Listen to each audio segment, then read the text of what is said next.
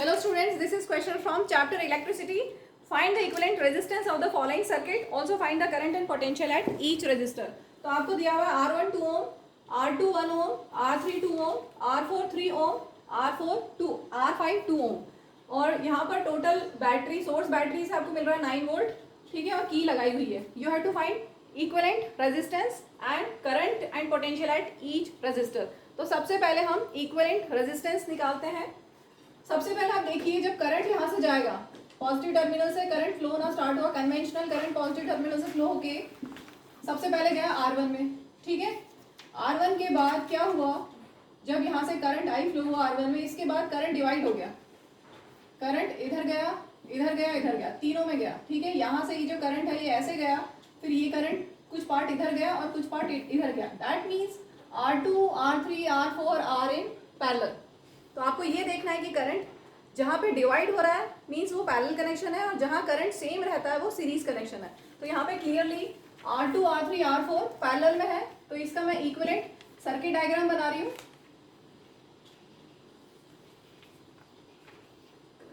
यहाँ पे R1, सबसे पहले R1 था 2 ओम. इन तीनों का इक्विवेलेंट कुछ RP नेम दे देती हूँ मैं, और इसके बाद है R5, ठीक है, और R5 है 2 ओम. बाकी बैटरी और की, ठीक है. अब RP हम पहले कैलकुलेट कर लें. आपको इक्विवेलेंट सर्किट इक्विवेलेंट रेजिस्टेंस का फॉर्मूला पता है. 1/RP is 1/R1 plus 1/R2 plus 1/R3. यहाँ पर हमारे पास है R2 R3 and R4. So this will become 1/1 plus 1/2 plus 1/3.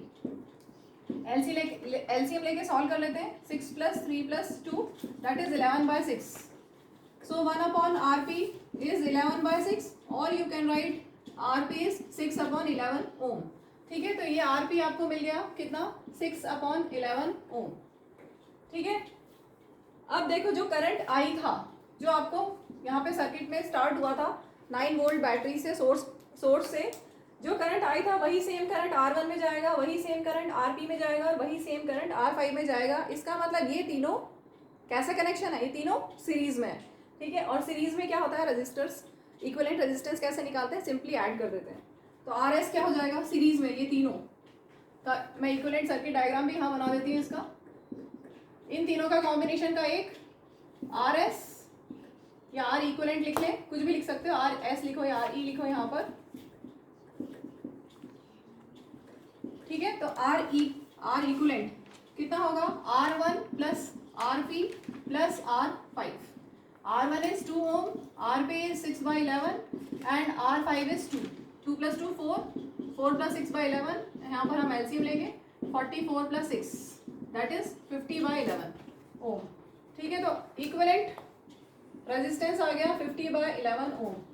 एक आंसर आपके पास आ गया है 50/11 ohm. अब हम कैलकुलेट करेंगे current and potential at each resistor. अब आप टोटल करंट निकाल सकते हो, क्योंकि टोटल रेजिस्टेंस है, टोटल पोटेंशियल है. तो टोटल करंट ओम्स लॉ से क्या होगा, V/R RE. ये I टोटल है, V टोटल पोटेंशियल है 9 वोल्ट, इक्विवेलेंट रेजिस्टेंस है 50/11. 50 और अपॉन 11 ऊपर गया, ठीक है, 99/50 दैट इज अप्रॉक्सीमेटली 2 ओम लिख सकते हो, 1.98 समथिंग आएगा, 2 ampere. Sorry, current is total current flowing in the circuit, conventional current flowing in the circuit is 2 ampere, ठीक है. तो यहाँ पर करंट कितना फ्लो हो रहा है, 99/50 approximately 100/50 that is 2 ampere total current flow हो रहा है सर्किट में. चलो, अब हमें निकालना है इंडिविजुअल रेजिस्टर्स के अक्रॉस करंट एंड पोटेंशियल. एक चीज़ ध्यान रखनी है, सीरीज में करंट सेम होता है, सीरीज में करंट सेम होता है, ठीक है. तो अगर ये 2 एम्पियर करंट फ्लो हुआ यहाँ पर, इसके पहले वाले सर्किट डायग्राम पे आ जाओ. 2 एम्पियर करंट फ्लो हुआ R1 में, RP में और R5 में. इन तीनों में 2 एम्पियर करंट फ्लो हुआ, ठीक है. सेम करंट फ्लो होगा सीरीज कनेक्शन में. तो 2 एम्पियर करंट R1 में जा रहा है, 2 एम्पियर करंट RP में भी जा रहा है और 2 एम्पियर करंट R5 में भी जा रहा है. तो इसके अक्रॉस पोटेंशियल निकाल सकते हैं, इसके अक्रॉस पोटेंशियल निकाल सकते हैं और इसके अक्रॉस भी पोटेंशियल निकाल सकते हैं. तो V1 हम कैलकुलेट कर सकते हैं ओम्स लॉ से. V1 equal to I1R1. I1 क्या होगा, 2 एम्पियर ही फ्लो हो रहा है इसमें, ठीक है. I1 है 2 और R1 है 2, तो ये आ गया 4 वोल्ट. अब हम V5 भी कैलकुलेट कर सकते हैं क्योंकि हमारे पास R5 है और I5 तो वही I है, क्योंकि सीरीज में सेम करंट फ्लो होता है। जो R1 में फ्लो होगा वही RP में फ्लो होगा, वही R5 में फ्लो होगा, सेम करंट 2 एम्पियर का। ठीक है, तो V5 कितना हो गया, I5 R5, I5 2 एम्पियर ही है और R5 भी हमारे पास 2 है, तो ये 4 वोल्ट आ गया। ठीक है, तो इसके अक्रॉस 4 वोल्ट, इसके अक्रॉस 4 वोल्ट, तो इसके अक्रॉस कितना होगा। देखो 3 रजिस्टर्स हैं, वापस बना रही हूँ, R1, RP और R5। इसके अक्रॉस V1, इसके अक्रॉस VP पोटेंशियल और इसके अक्रॉस V5 पोटेंशियल। V1 अभी हमने कैलकुलेट किया 4 वोल्ट, इसके अक्रॉस हमने कैलकुलेट किया 4 वोल्ट, और टोटल पोटेंशियल कितना है 9 वोल्ट। ठीक है, this plus this plus this, series में पोटेंशियल ऐड होते हैं, सीरीज में करंट सेम होता है और पोटेंशियल ऐड हो गए, या आप कह सकते हो कि सबके अक्रॉस पोटेंशियल अलग अलग होगा depending on the value of resistance. ठीक है, तो total V1 plus VP plus V5 कितना होना चाहिए था 9।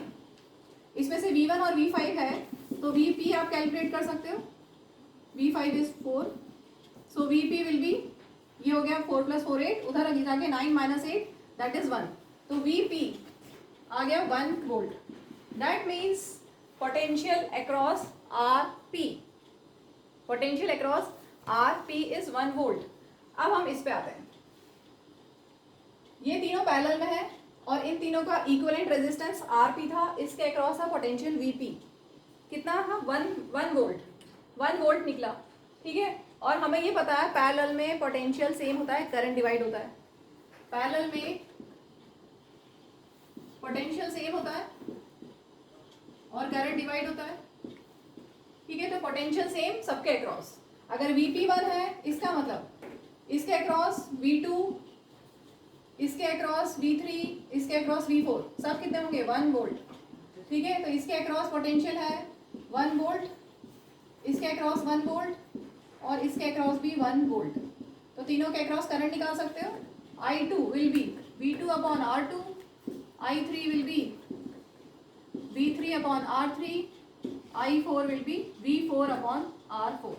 वैल्यूज पुट करनी है, V2 1 सब में 1 है, V2 V3 V4 सब में 1 है, R2 is 1, R3 is 2, R4 is 3, तो ये आ गया 1 एम्पियर करंट, यहाँ पर 0.5 एम्पियर करंट और यहाँ पर 0.33 एम्पियर करंट, तो सबके करंट आ गए।